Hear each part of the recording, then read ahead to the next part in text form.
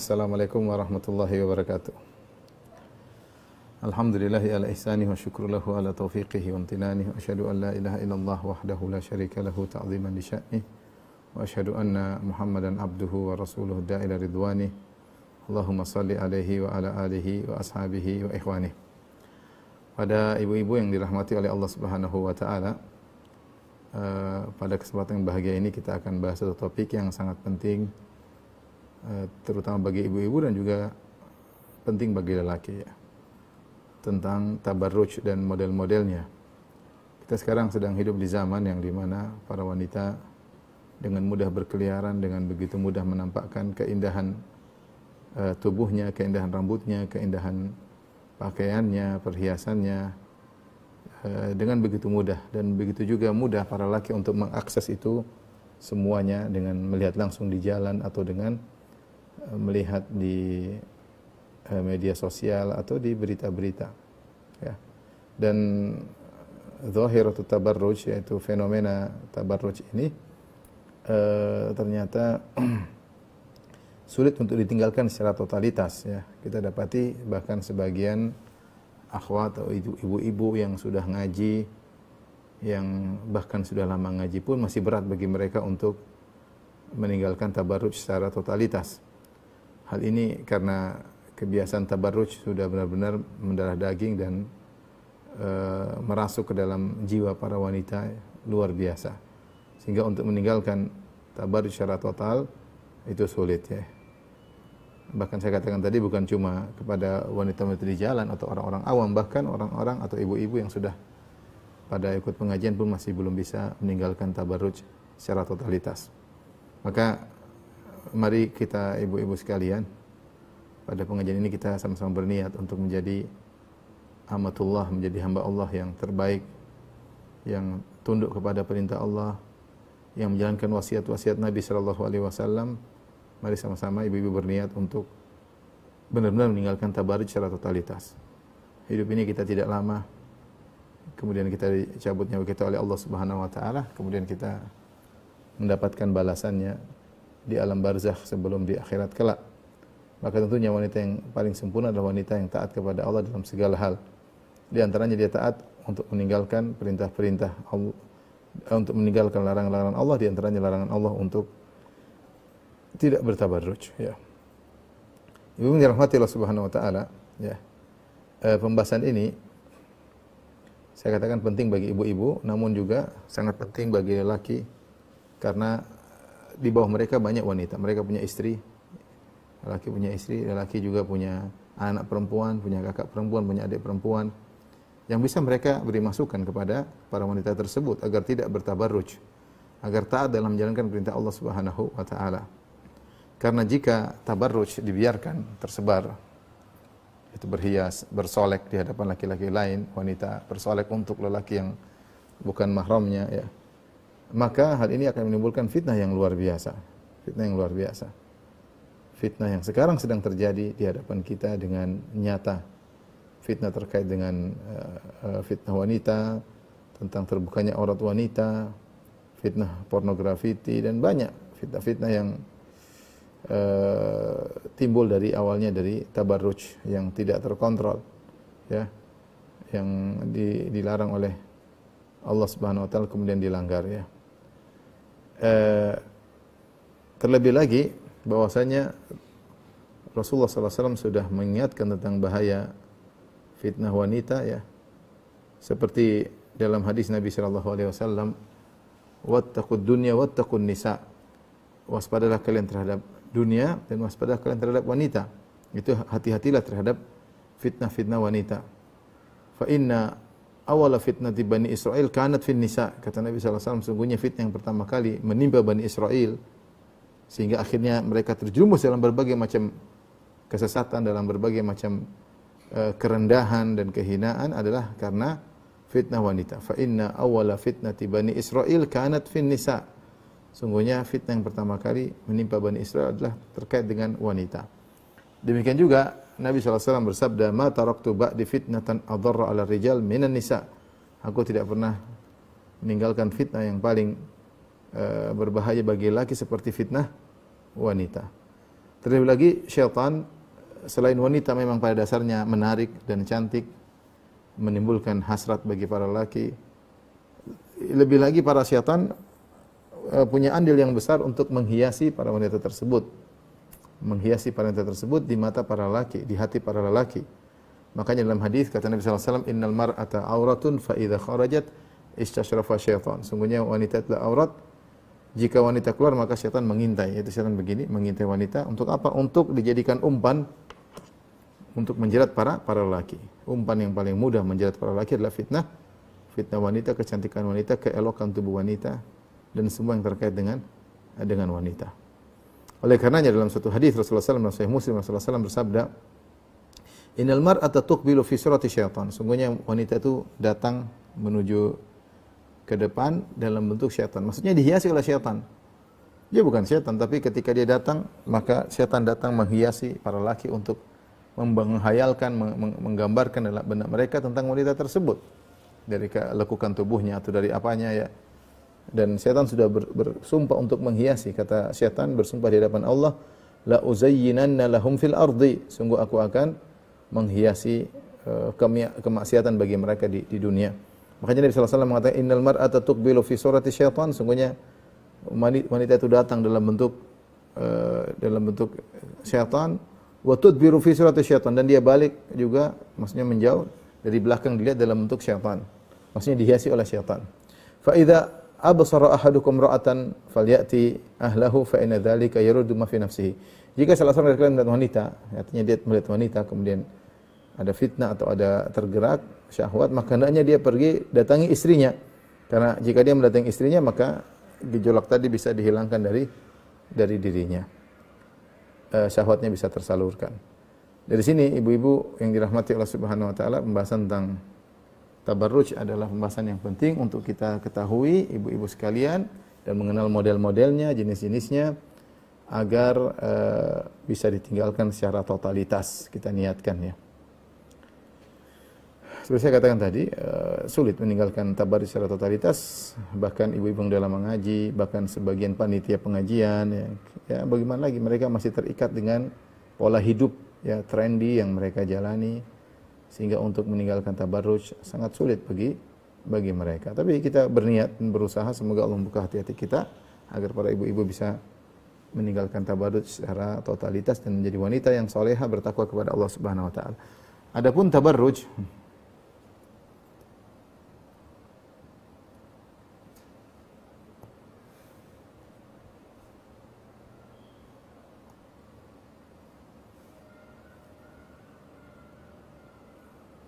tabarruj, at-tabarruj secara bahasa ya, yaitu diambil dari kata al-buruj. Al-buruj yang artinya sama dengan al-buruz atau az-zuhur. Al-buruz atau az-zuhur. Maksudnya nampak. Tabarruj itu diambil dari buruj, artinya adalah nampak. Nampak nampak terlihat tanpa ada penghalang. Tanpa penghalang. Dalam Al-Qur'an Allah sebutkan, misalnya dalam Al-Qur'an kata Allah Subhanahu wa taala, "Aina ma takunu yudrikumul maut walau kuntum fi burujin musyayyadah." Walau kuntum fi burujin musyayyadah. Dimanapun kalian berada, kalian akan dikejar oleh kematian meskipun kalian berada di buruj, yaitu di benteng yang tinggi, benteng yang kelihatan. Musyayyadah yaitu benteng atau bangunan yang tinggi, yang nampak tinggi. Di sini untuk menjelaskan bahwasanya buruj itu artinya nampak. Lihat. Buruj artinya nampak. Kemudian juga seperti dalam firman Allah Subhanahu wa taala, "Was-sama'i dzatil buruj." Ya, kata Allah Subhanahu wa taala, "Was-sama'i dzatil buruj wal yaumil mau'ud." Langit yang demi langit yang berbintang. Demi ini langit yang berbintang. Buruj artinya bintang-bintang. Kenapa? Karena nampak bintang-bintang tersebut. Intinya tabarruj maknanya adalah nampak. Wanita tersebut intinya menampakkan keindahannya, keindahan tubuhnya, keindahan rambutnya, keindahan pakaiannya, keindahan perhiasannya. Ini namanya dengan artinya secara umum artinya adalah tabarruj ya. Baik. Dalam Al-Qur'an datang dalam beberapa ayat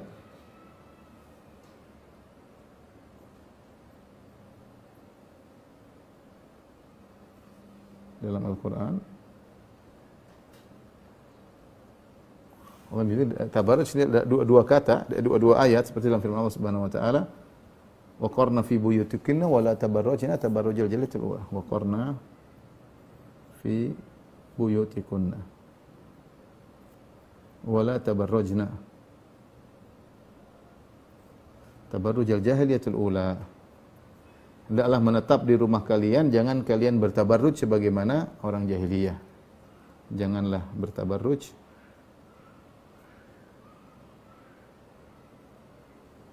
sebagaimana jahiliyah. Ini dalam surat Al-Ahzab. Demikian dalam surat Al-Ahzab kata Allah Subhanahu wa taala, "Wal qawaidu minan nisa'i allati la yarjuna nikahan falaysa 'alaihinna junahun ay yadh'na thiyabahunna ghairu mutabarrijatin bizinah." Kata Allah, "Wal qawaid minan nisa' allati la yarjuna nikahan falaysa 'alaihinna ay yadh'na thiyabahunna ghairu mutabarrijatin bizinah." Mutabarrijatin bizinah wa yasta'fifna khairul lahunna.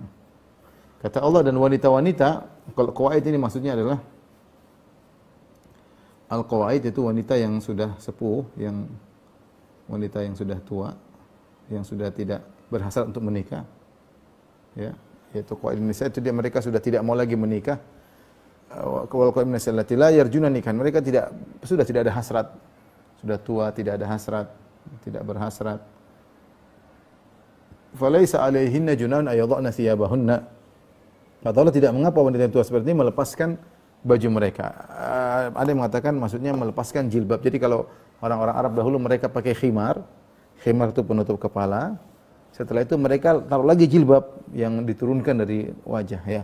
Sehingga kata Allah Subhanahu wa taala, wanita yang sudah tua yang tidak berhasrat untuk menikah lagi, dia boleh lepas jilbabnya, tapi khimarnya tetap, artinya rambutnya tetap tutup, jilbabnya yang yudina alaihinna jalabibihinna, yang menurunkan jilbab sampai ke bawah, lepaskan, tidak masalah ya, tapi tetap menjaga diri. Tapi kata Allah, ghairu mutabarrijatin bizina, namun dengan syarat tidak boleh bertabarruj. Tidak boleh bertabarruj. Artinya boleh, ada pendapat yang mengatakan boleh dia buka rambutnya, ada pendapat demikian. Tapi intinya wanita tua ini meskipun dia tua, dia tidak boleh bertabarruj.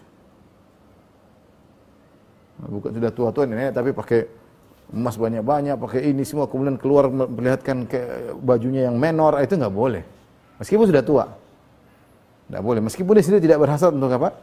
Menikah. Karena meskipun dia sudah tua, tapi kalau dia menor, dia akan menjadi pusat perhatian para lelaki. Syariat ingin seorang menjaga harga dirinya. Syariat menginginkan seorang menjaga dirinya. Ini dalam Al-Quran. Sehingga apa makna tabarruj secara syariat? Ya.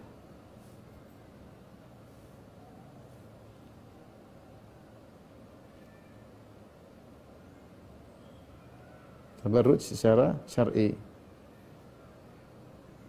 Tentu makna syar'i dia pasti ada terkait dengan makna lugawi, makna secara bahasa. Pasti ada keterkaitannya. Ya, pasti ada keterkaitannya, dan selalu demikian makna secara terminologi pasti diambil dari makna etimologi yang dimodifikasi. Pasti ada kaitannya dengan makna secara bahasa. Kita tahu tabarruj artinya terlihat atau menampakkan diri, sehingga kalau kita membaca perkataan para ahli tafsir tentang firman Allah Subhanahu wa taala, wala tabarrujna tabarrujal jahiliyatil ula, janganlah kalian wahai istri-istri Nabi bertabarruj, itu menampakkan itu sebagaimana orang-orang jahiliyah dahulu ya. Apa perkataan mereka? Ini kita akan berusaha membaca perkataan para salaf tentang tabarruj. Ya, saya bacakan di antaranya yaitu Allah berfirman, wala waqarna fi buyutikunna wala tabarrujna tabarrujal jahiliyatil ula. Artinya hendaknya kalian menetap di rumah-rumah kalian wahai para istri-istri Nabi. Tapi kalau kalian ingin keluar, silakan keluar dengan sopan santun dan jangan bertabarruj. dan jangan bertabarruj. Apa itu jangan bertabarruj? Qala Mujahid, berkata Mujahid tentang tabarrujal jahiliyatul ula, tentang tabarrujnya orang-orang dahulu, kata Mujahid bin Jabir ini adalah seorang tabi'in, muridnya Ibnu Abbas radhiyallahu taala anhuma, dan dia membaca Quran dari awal sampai akhir di hadapan Ibnu Abbas, dan Ibnu Abbas menjelaskan tafsirnya kepada beliau. Beliau berkata, "Kanatil mar'atu takhruju bainar rijal fadzalika tabarrujul jahiliyatul ula." Perhatikan, Mujahid berkata,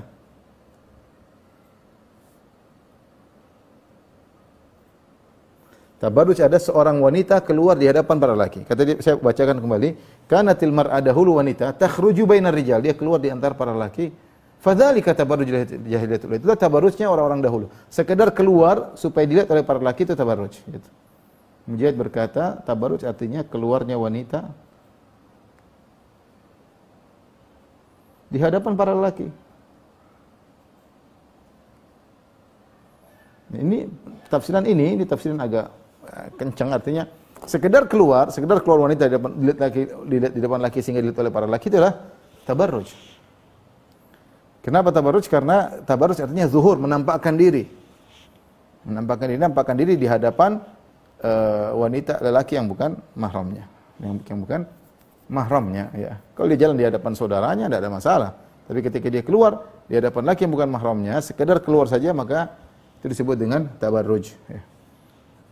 Qatadah berkata, ini juga tabi'in, Qatadah bin Da'am As-Sadusi.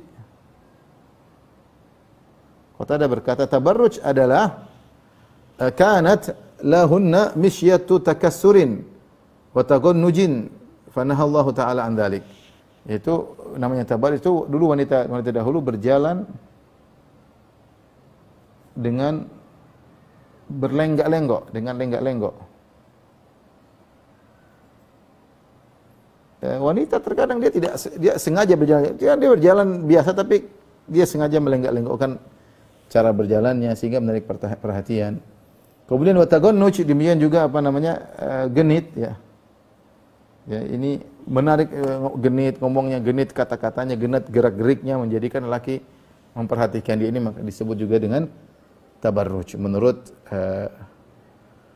Qatadah rahimahullahu taala. Kemudian Muqatil bin Hayyan berkata, Muqatil bin Hayyan,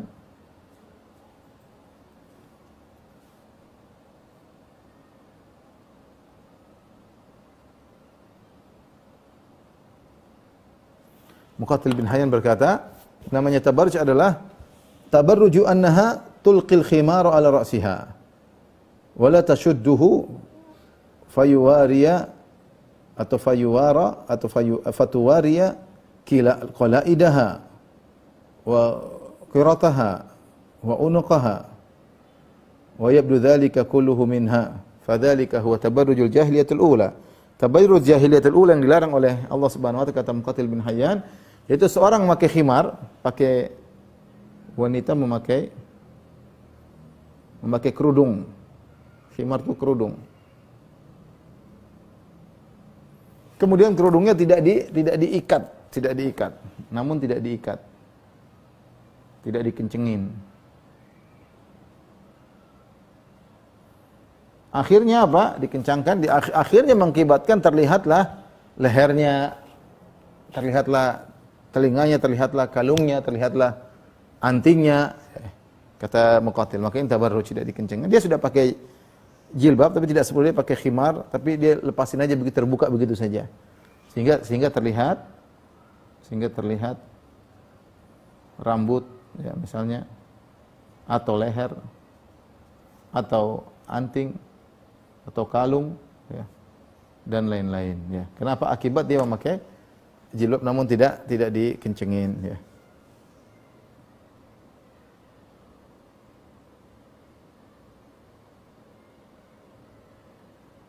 Dan demikian perkataan para salaf dan para ahli tafsir. Mereka menurut para salaf maknanya kira-kira seperti ini. Jadi secara sederhana kita ada gambaran tentang makna tabarruj secara syar'i. Kalau saya boleh menyimpulkan, tabarruj adalah secara syar'i. Nanti akan kita sebut model-modelnya di akhir pengajian. Tabarruj atau kita sebutkan sekarang modelnya, mumpung kita lagi berbicara tentang secara syar'i.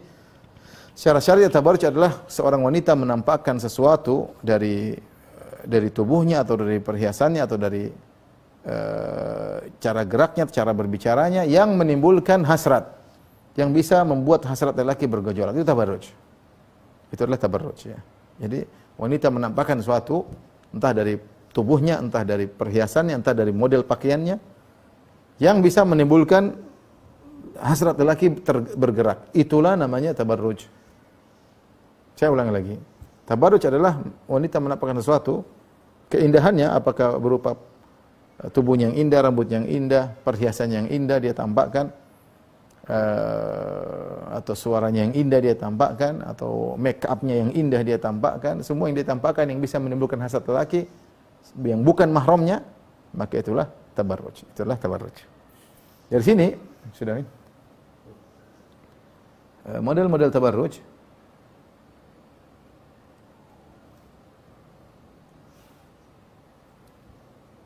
Jadi tabarruj kita tulis saja biar ibu-ibu mungkin bisa memahami, yaitu wanita menampakkan sesuatu dari dirinya. Dirinya ini maksudnya bisa jadi tubuhnya atau perhiasannya atau model pakaiannya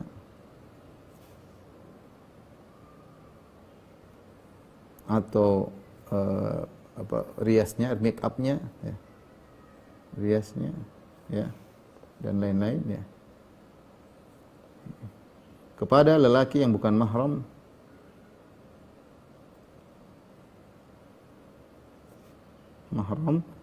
sehingga menggerakkan syahwatnya.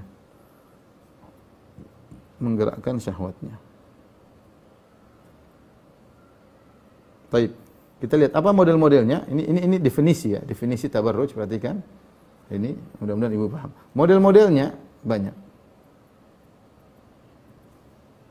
Modelnya banyak.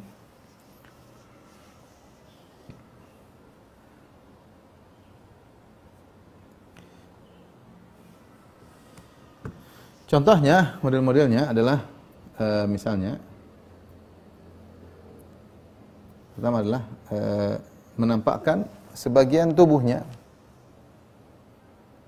Model pertama menampakkan bagian tubuh. Ini termasuk tabarruj. Itu auratnya. Auratnya terbuka. Seperti apa? Seperti terlihat leher. Seperti apa? Terlihatnya betis ya, terlihat betis misalnya. Betis, kemudian lengan ini, lengan bukan tangan ya, lengan. Ini juga tabarruj ya, terlihat apa? Lengan atas atau lengan bawah, ini adalah tabarruj. Terlihat rambut. Ini mungkin apa namanya, sebagian orang tidak menyadari ya, terlihat betis dan yang lainnya. Ini adalah bentuk tabarruj. Apalagi buka jilbab, apalagi buka jilbab.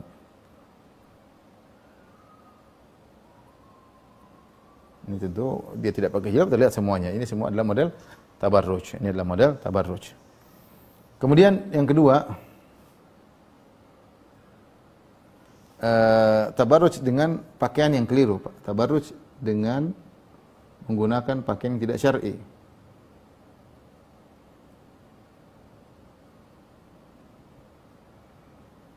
Ini semua tabarruj ya. Jadi intinya menampakkan suatu berhias untuk menimbulkan hasrat lelaki yang bukan mahramnya. Pakaian tidak syar'i sebagaimana, yaitu intinya kasiyatun ariyat. Berpakaian tapi telanjang sebagaimana disebut dalam hadis Rasulullah sallallahu alaihi wasallam. Sinfani minan nasi finnar lam arahuma. Ada dua golongan manusia yang masuk neraka yang aku belum pernah melihat mereka sekarang. Yang pertama rijalun ma'ahum itu kaum lelaki yang memukul asyatun ka'adnabil baqar yadribuna bihan nas. Yaitu orang-orang yang menyiksa orang lain dengan menggunakan cambuk seperti ekor sapi kemudian menyiksa manusia di neraka. Siapa model kedua? Model kedua bayangkan, ternyata nisaun kasiyatun ariyatun ma'ilatun mumilatun rusuhunna kasnamil bakhtil ma'ilah. Kata Rasulullah SAW itu wanita-wanita yang berpakaian tapi telanjang, ma'ilatun mumilatun yang berjalan dengan melenggok, ya, atau dia keluar dari perintah Allah Subhanahu wa taala, mumilatun menarik perhatian para lelaki. Rambut mereka seperti punuk unta. Jadi menggunakan pakaian tidak syar'i, misalnya apa? Misalnya ada aurat yang tidak tertutup, terbuka, ya. Ada aurat yang terbuka. Ya. Dia pakaiannya tertutup tapi masih ada yang terbuka. Mungkin pakaian kekecilan. Atau misalnya tertutup tapi transparan. Ini juga sama, ya. Orang lelaki melihat bisa tertarik melihat. Mungkin dia pakai baju tapi terlihat bagian dalamnya, kelihatan maaf tali BH-nya misalnya. Kelihatan misalnya baju dalamnya, ya. Orang bisa begitu lelaki lihat bisa kemudian setan membuat dia menghayal macam-macam sehingga syahwatnya bisa tergerak. Ini tertutup aja tapi dikatakan tabarruj. Misal juga tertutup tapi ketat, ya. Seperti orang jilbab atau jilbab, yang kelihatan pakai jilbab tapi semua lekuk tubuhnya kelihatan, maka ini adalah tabarruj yang Allah larang. Ibu bertakwa kepada Allah, tinggalkan semua itu yang bisa menimbulkan syahwat lelaki. Kalau ingin menggejolakkan syahwat suami disyariatkan untuk membuat suami bergejolak syahwatnya. Tapi kalau buat lelaki maka tidak boleh. Di antaranya terkait dengan pakaian, di antaranya ya adalah menggunakan pakaian yang menarik perhatian, yang terlalu indah.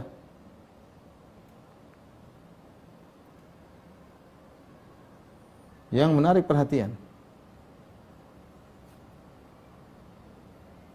lelaki, tidak boleh. Ya, bukan terlalu indah, mungkin dari model cadarnya atau model kurungannya atau model bajunya yang kemudian membuat lelaki ngelirik. Mungkin dia pakai cadar tapi cadarnya kelihatan mewah, kemudian atau membuat lelaki melirik, itu juga tidak boleh. Itu juga tabarruj. Intinya semua yang bisa menarik perhatian lelaki, yang menimbulkan syahwatnya bisa bergerak, maka itu adalah tabarruj, ya. Jadi bahaya pakaian bukan cuma berarti pakaian syar'i, itu benar-benar pakaian syar'i adalah pakaian yang tidak menarik perhatian para lelaki. Bukan berarti tidak boleh indah, boleh wanita suka pakai ini, tapi yang wajar di antara mereka. Bukan suatu yang menarik perhatian lelaki kemudian menengok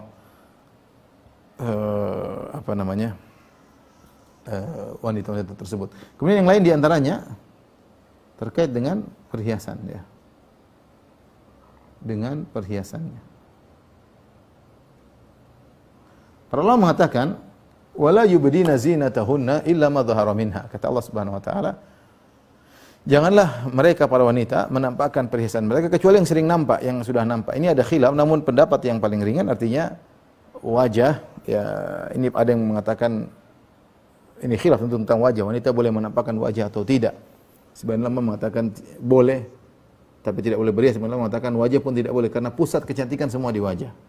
Ketertarikan lelaki terhadap wajah lebih daripada melihat tangannya, lebih daripada lengannya, lebih daripada betisnya, lebih dari yang pertama menjadi pusat kecantikan adalah wajah, ya. Dan itu bisa menimbulkan gejolak. Tapi pendapat yang lain mengatakan bahwasanya wajah bukan aurat, artinya terlihat tidak apa-apa, sehingga yang boleh terlihat wajah, kemudian tangan, itu aja, tangan, wajah, tangan. Artinya kalau ada perhiasan misalnya di kelingking masih dimaafkan. Ini pendapat sebagian ulama. Selama dia tidak pakai cincin kemudian 10 kemudian menarik perhatian, dia biasa, cincin biasa. Jangan pakai cincin kemudian modelnya membuat semua orang melihat, yang biasa saja. Ya. Nah, ini perlu, ini sungguh berat bagi para wanita. Karena wanita pakai sesuatu yang menarik, yang buat indah, ya. Pakai cincin boleh, tapi jangan bikin cincin yang aneh-aneh. Ya. Yang kemudian membuat lelaki menengok. Ini tidak boleh karena termasuk dari tabarruj. Adapun kalau cincin biasa artinya wajar, enggak ada masalah. Tapi kalau perhiasan yang lain ditampakkan seperti anting, seperti kalung, nah ini tidak boleh bertabarruj. Dia mungkin pakai jilbab tapi kalungnya di luar misalnya. Ini enggak boleh. Ya, dengan perhiasan. Bahkan suara perhiasan pun tidak boleh dinampakkan. Bahkan suara perhiasan gemericik Perhiasan tidak boleh.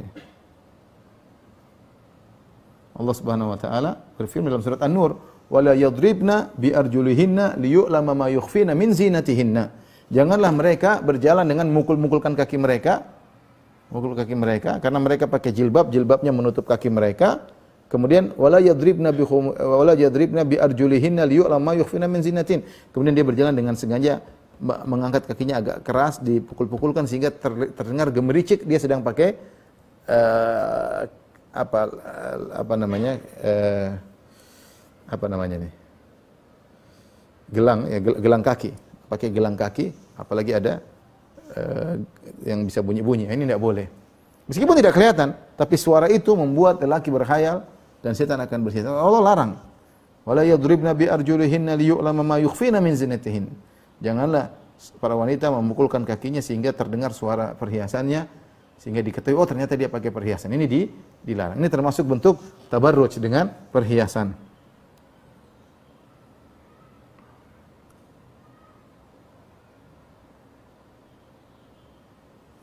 Kemudian tadi sudah kita sebutkan tabarruj dengan yang dijelaskan oleh para salaf tadi. Ini ketiga, yang keempat dengan model jalan, dengan gaya jalan, model gaya jalan yang menggoda dan genit ya. Ini juga nggak boleh ya. Wanita berjalan dengan melenggak-lenggokkan misalnya bokongnya atau melenggakkan tangannya sehingga lelaki semua pada melihat, nggak boleh. Jalan biasa aja. Jalan biasa aja. Adapun dia bilang takassur dengan genit, taghannoj dengan genit, maka ini adalah bentuk tabarruj. Ternyata tabarruj juga bisa disebabkan karena gaya jalan ya.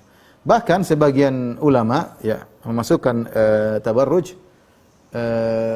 dengan perkataan yang lemah lembut ya. Ini juga tabarruj. Yang keempat, yang kelima, berbicara dengan manja atau apa ya, genit ya.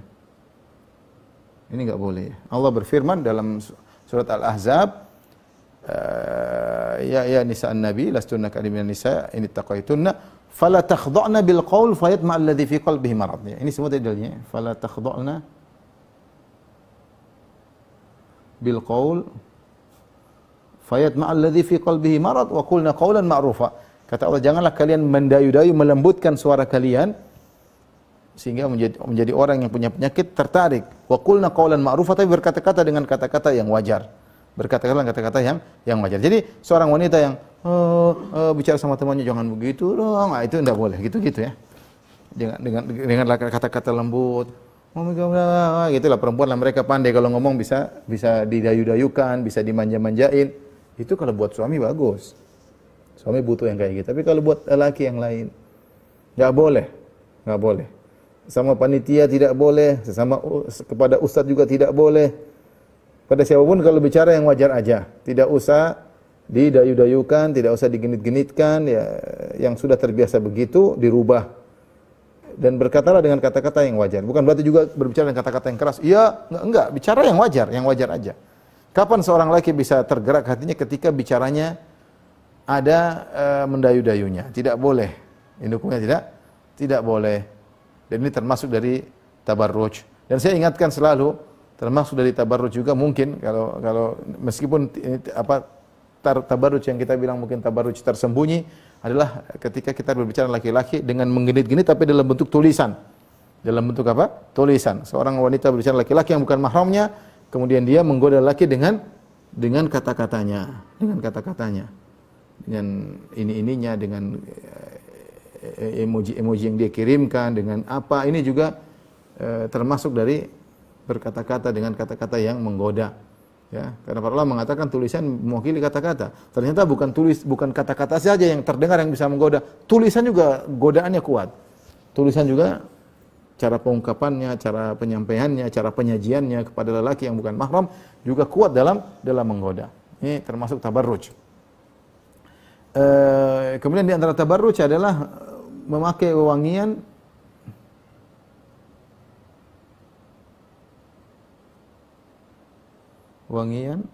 yang tercium oleh lelaki yang bukan mahram.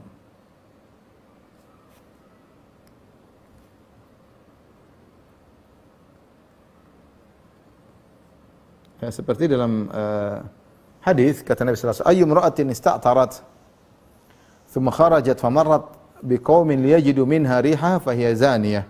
Wanita mana saja yang pakai parfum kemudian dia berjalan di hadapan para laki untuk agar mereka mencium aroma wangi parfumnya, maka dia adalah wanita pezina.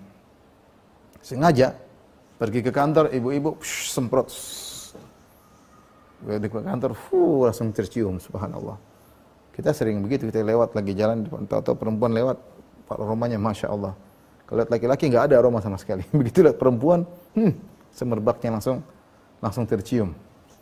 Nggak boleh. Apalagi kalau masuk lift terus ada perempuan masuk, aromanya tercium, ini bisa menggerakkan syahwat. Ini namanya tabarruj. Mungkin dia pakai jilbab, apalagi kalau sudah nggak pakai jilbab, kemudian pakai parfum. Ini adalah model-model tabarruj yang dilarang oleh yang dilarang oleh Allah dan Rasulnya, ya. Di antaranya adalah tentunya sebagian ulama memasukkan juga di antara bentuk tabarruj adalah yang ketujuh, bercampur baur dengan lelaki. Ini tadi berdasarkan perkataan Mujahid, yaitu bercampur ikhtilat. Al-ikhtilat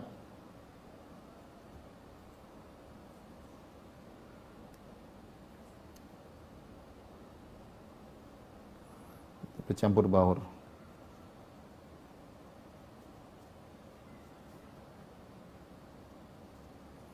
Dia sengaja duduk kemudian ngobrol di tengah-tengah, kumpul, dia ketawa ketiwi di kantor misalnya, sama suami orang, ketawa ketiwi, ya, ini tidak boleh. Kalaupun dia harus kerja, dia jaga diri, menjauh. Ya, bukan kemudian dia campur di tengah laki-laki, maka ini adalah tabarruj. Inilah ibu-ibu yang dirahmati Allah Subhanahu wa taala, mungkin yang saya bisa simpulkan dari satu lagi saya lupa. Ini juga parah. Yang ke-8, tabarruj dengan make up, ya.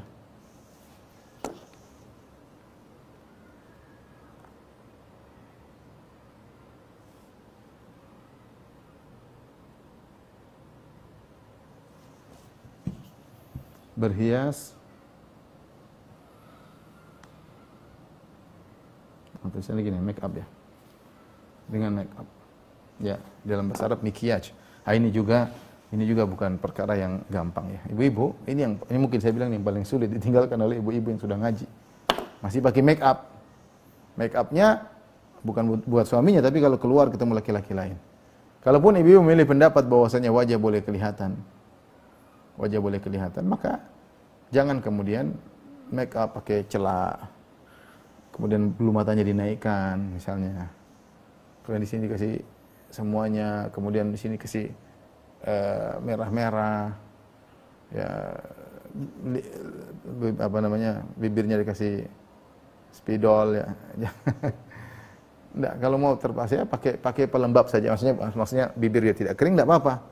Artinya ini biar tidak terkena matahari, supaya tidak, tapi jangan berhias. Kita hanya pakai pelembab supaya kulit tidak kotor, ya, bukan kita berhias.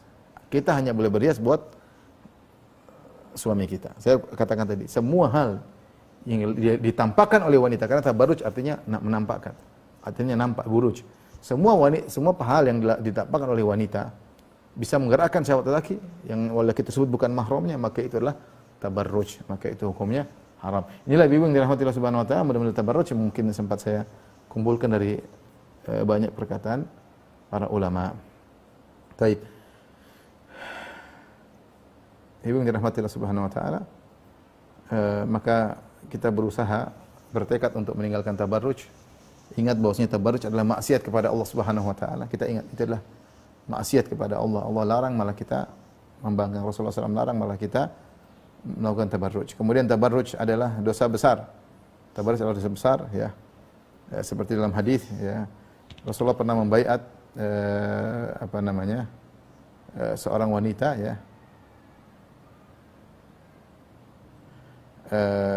Yang di antaranya Umaymah bintu Ruqaiqah. Rasulullah SAW berkata dalam Musnad Imam Ahmad dengan sanad yang sahih, Rasulullah berkata, "Ubayyuki ala alla tusyriki billahi syai'a." Aku membayar engkau wahai Umaymah, yaitu kau tidak boleh berbuat syirik kepada Allah. Wala tasriqi, dan jangan kau mencuri.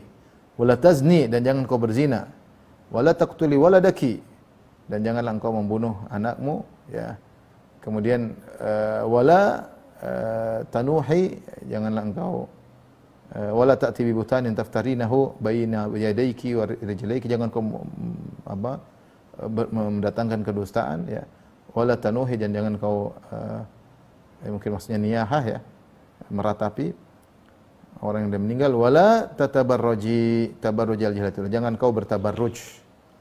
Di sini Rasulullah SAW menggandengkan tabarruj dengan dosa-dosa besar yang lain, berzina, mencuri, membunuh, ya. Ini semua dosa-dosa besar. Di antara yang Rasulullah ambil baiat yaitu jangan kau bertabarruj. Jangan syirik, jangan membunuh, jangan berzina, jangan mencuri, jangan kau bertabarruj. Menunjukkan bahwa tabarruj adalah dosa besar, ya. Kemudian juga dalam hadis Rasulullah SAW menyebut tentang wanita yang bertabarruj. Kemudian Rasulullah SAW berkata, itu kasnimatil bukhtil ijaf, yaitu wanita-wanita yang bertabarruj kemudian menggunakan rambutnya seperti model punuk onta. Rasulullah SAW mengatakan, fa innahunna mal'unat. Il'anuhunna fa innahunna mal'unat. Laknatilah wanita seperti ini, sungguhnya mereka adalah wanita yang terlaknat. Kemudian juga kita sudah jelaskan wanita yang bertabarruj menampakkan tubuhnya yang molek dan yang lainnya, maka termasuk penghuni neraka jahanam.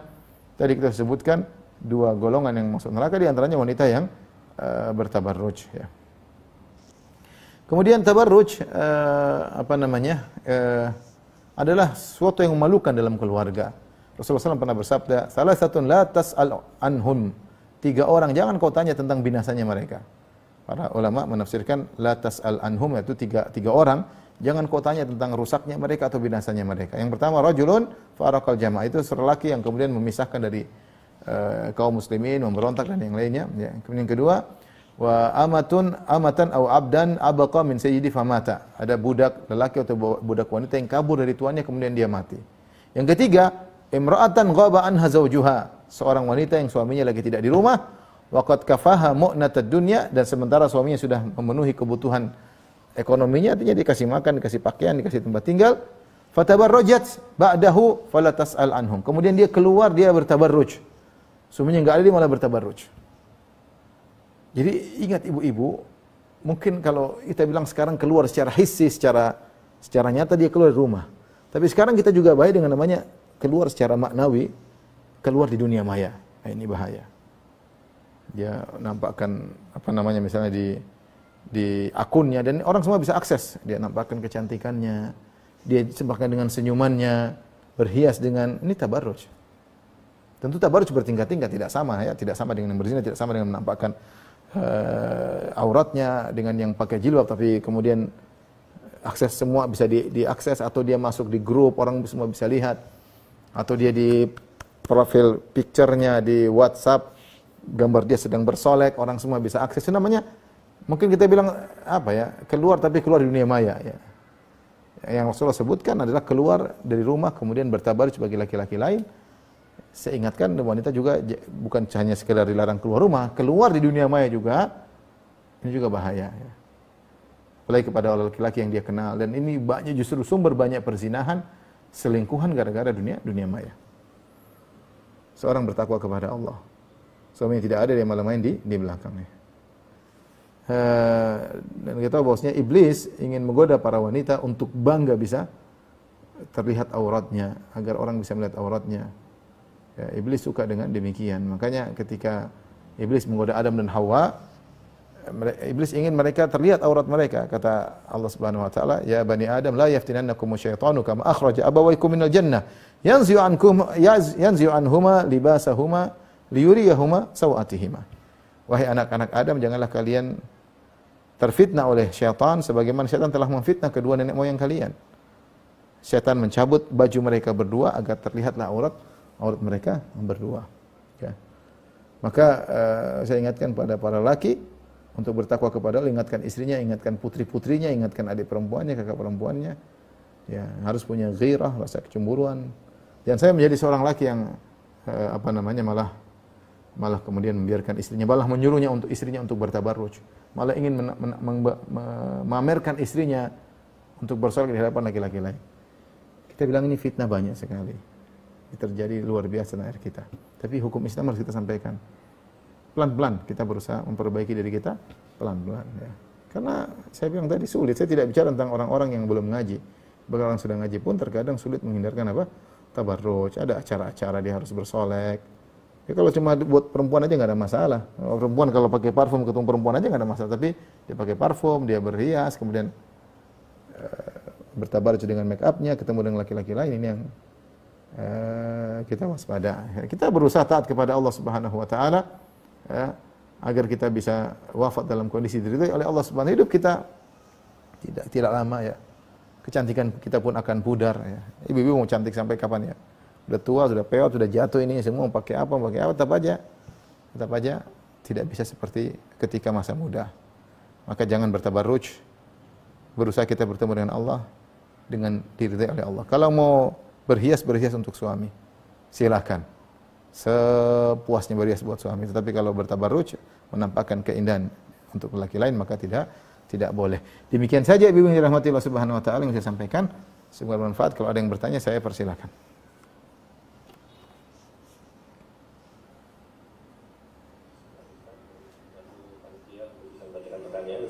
Ya, silakan. Baik Ustaz, pertanyaan pertama mohon izin. Ustaz, bagaimanakah dengan hukum menggunakan sepatu atau sendal high heels Ustaz, atau hak tinggi? Apakah diperbolehkan dan bagaimana batasannya Ustaz? Apakah itu termasuk tabarruj Ustaz? Hak tinggi saya nggak tahu, menarik perhatian atau tidak? Itu buat bergaya atau naik perhatian atau tidak? Buat laki-laki nengok begini atau biasa-biasa saja? Sebagian ulama melarang dengan mengatakan itu bertasyabuh, karena kita tuh boleh meniru kebiasaan orang-orang kafir kalau bermanfaat. Kita boleh meniru mungkin gaya makan mereka, gaya olahraga mereka, pola hidup kesehatan mereka boleh, karena semua yang bermanfaat boleh kita tiru. Seperti Nabi SAW ketika menulis surat ternyata memakai cincin karena orang tidak mau mengakui surat resmi kecuali ada cincin. Rasulullah SAW pakai cincin untuk stempel suratnya. Tapi kalau pakai hak tinggi kemudian ujungnya lancip, ya, jalannya setengah mati harus, atau jalannya ini hanya merepotkan, ini buat apa ya? Oleh karenanya sebaiknya ditinggalkan ya. Hal ini ditinggalkan ya. Dan belum ada bunyinya tuk tak kalau berjalan kan. Jadi sebaiknya ditinggalkan. Saya berkatakan sebagian ulama mengharamkan karena adalah tasyabuh, karena tidak ada manfaatnya, hanya sekedar meniru model dan dia pingin kakinya dilihat ya. Kakinya dilihat ya. Wallahu a'lam bishawab. Baik Ustaz, pertanyaan berikutnya Ustaz, kalau menggunakan celak atau parfum di rumah untuk suami, apakah ketika saat keluar rumah itu harus ganti baju dan menghapus celaknya atau bagaimana Ustaz? Kalau keluar rumah ketemu para wanita nggak ada masalah. Kalau keluar rumah tidak ketemu kecuali wanita, maka nggak ada masalah. Yang dilarang adalah kalau kita ketemu dengan laki-laki lain. Artinya kalau kita pakai celak atau hal yang menarik perhatian laki lain, maka tidak boleh. Kalau di rumah aja nggak ada masalah ya. Intinya kalau kita keluar hanya ketemu dengan perempuan, nggak ada masalah. Bahkan pakai parfum nggak ada masalah kalau hanya ketemu dengan perempuan. Tapi kalau lewat orang, dilihat orang, kemudian orang melihat mata itu bisa menggoda. Kita laki-laki tidak menipu, membohongi diri sendiri bahwasanya wanita itu bisa tergoda dalam segala hal, dari segala hal. Mata yang indah bisa membuat orang tergoda ya. Meskipun terkadang dia pakai cara, tapi kalau matanya benar-benar dirias, kemudian ininya dilengkungin, kemudian dikasih celak ya, matanya orang tertarik meskipun kalau dibuka hidungnya pesek. tapi dia begitu saja sudah matanya bisa menarik ya. Maka jangan, kita cukup berhias. Kita cari ridho Allah kan. Terus orang lain juga tertarik sama kita buat apa? Ibu-ibu. Kita pakai orang lain buat apa? Maksudnya kita jalan, suami orang suka sama kita, pemuda, maksudnya kita bangga. Bangga kalau diilirin oleh orang-orang, ngiler lihat kita, ngiler. Kita kan pingin yang ngiler sama kita suami kita. Jangan sampai suami orang ngiler sama kita, suami kita ngiler sama perempuan lain. Kita nggak pingin. Ya, kita pingin suami kita tertarik sama kita. Orang lain nggak tertarik sama kita, nggak urusan. Kita bukan berarti pakai baju compang-camping, nggak pakai baju yang biasa modelnya, tapi jangan berhias. Wallahu a'lam bishawab.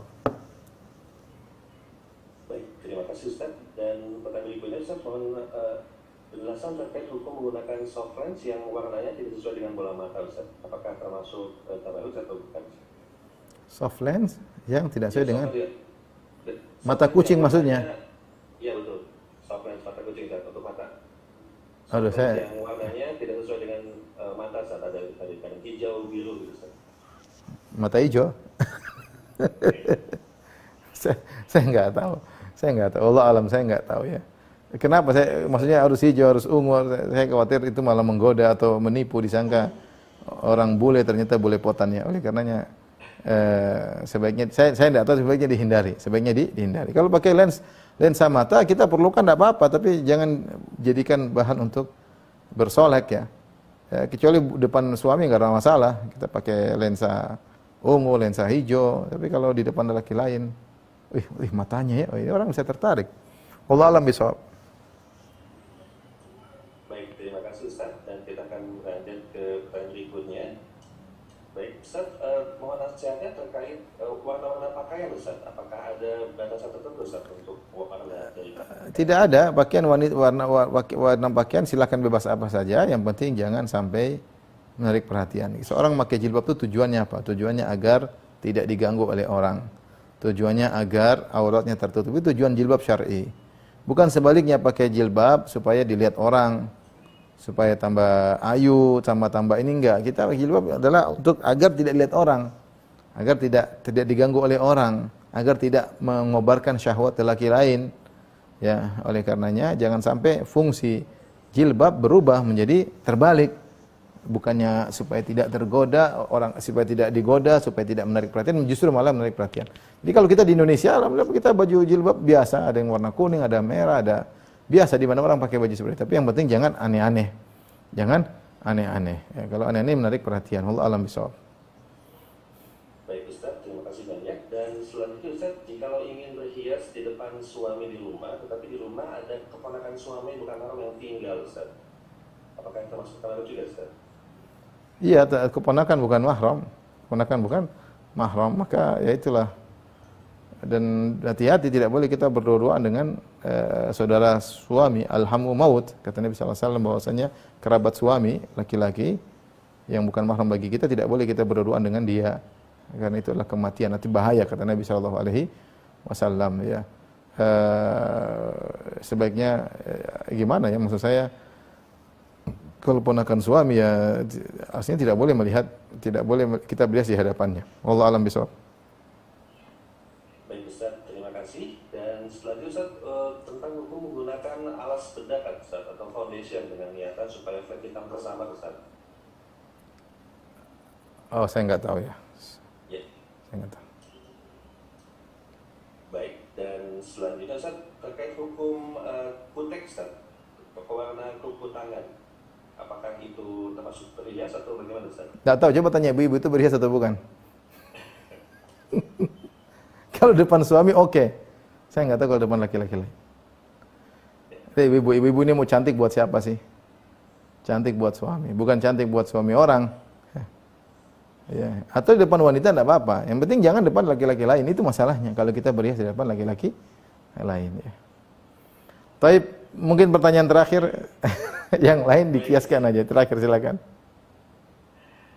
Baik Ustaz, terkait maraknya gamis pakaian wanita yang menggunakan pernak-pernik di bagian lengan, bagian tangan, Ustaz. Ini bagian Ustaz mau nasihat, Ustaz. Pernak-pernik itu biasa atau menarik perhatian ya? Saya kurang tahu ya. Artinya saya kembalikan lagi bahwasanya selama itu masih wajar ya. Sebagaimana warna-warna tentunya ada ketertarikan selama masih wajar ya. Tapi kalau pernak-perniknya terlalu berlebihan, menarik lelaki untuk melihat ya. Ini kita syubhat, mending kita jauhi ya. Kita jauhi karena kita ini tahu hidup cuma sekali, kita juga berhias buat suami. Buat apa kita diakui oleh lelaki lain sementara suami kita tidak tertarik sama kita. Oleh karenanya seorang bertakwa kepada Allah Subhanahu wa taala, ingat, pikir tentang alam barzakh yang akan dia masuki. Hendaknya dia masuk alam barzakh tersebut dalam kondisi taat kepada Allah Subhanahu wa taala. Bukan untuk menyenangkan lelaki yang bukan mahramnya kemudian dia sengsara di alam barzakh. Tentunya banyak pertanyaan, namun detail-detailnya saya tidak bisa jawab karena butuh pembahasan yang lebih dalam ya, dan ilmu saya terbatas. Yang ingin saya sampaikan, ibu-ibu semoga bertakwa kepada Allah, isi kehidupan dengan menyenangkan suami dan banyak beribadah kepada Allah Subhanahu wa taala. Wabillahi taufiq wal hidayah. Assalamualaikum warahmatullahi wabarakatuh. Waalaikumsalam warahmatullahi wabarakatuh. Kami ucapkan syukur dan jazakallah khair kepada guru kita Ustaz Dr. Firanda Amiaja.